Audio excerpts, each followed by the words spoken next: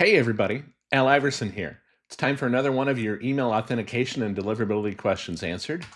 This time around, the question I'm going to answer is, how broad is DMARC adoption in higher education? Now, we've got some fun data to look at to do that, and my methodology is this.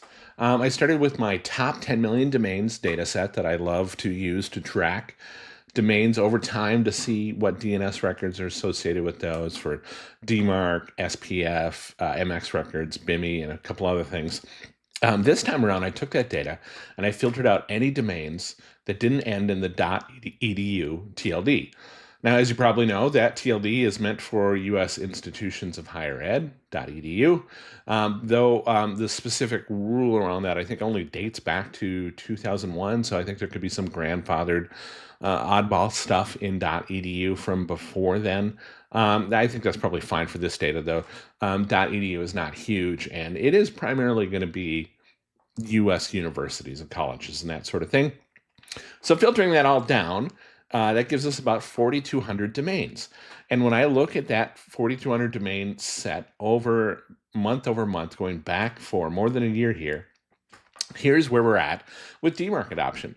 Now, in the greater, broader data set, only about 20% of those overall top 10 million domains have basically heard of DMARC, thought of implementing DMARC at all. In this case, almost 80% or around 80% of .edu domains have heard of DMARC, which is great. They're aware of DMARC. They're aware of the need to protect email domains against phishing and spoofing. That's a great starting point.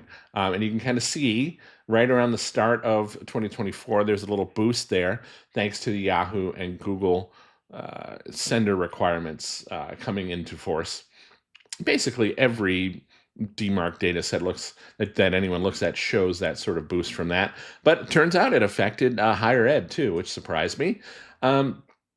What about enforcement? Enforcement meaning that you have a policy of quarantine or reject for a given domain.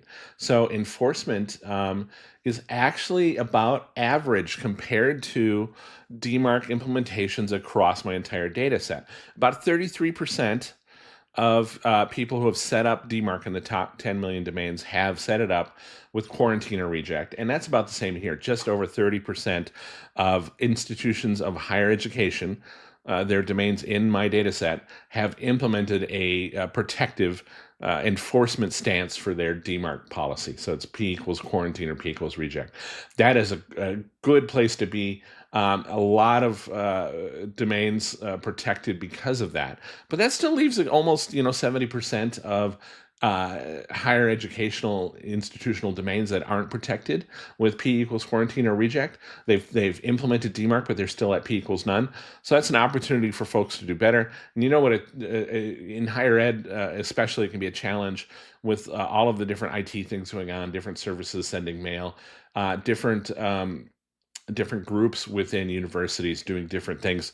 So I imagine that can be trickier than your typical enterprise or focused enterprise when it comes to understanding all the different places that are sending mail for you. That's it for now. That's my simple snapshot of what DMARC looks like through the lens of the viewing higher education specifically. I'm gonna have a follow-up blog post on this probably next week. Keep an eye out for that. I'll try to include some information on BIMI in there as well to show where sender logos are in the higher education ecosystem. In the meantime, if you have any question you would like me to answer in a follow-up video, drop me an email at al.iverson@valimail.com. And if you need help, if you're an institution of higher learning or anybody else, and you need help with regard to implementing DMARC and email authentication, protecting your domains against phishing and spoofing, please check out our website at valimail.com. That's what we do. We do it well. Thanks. Have a great day.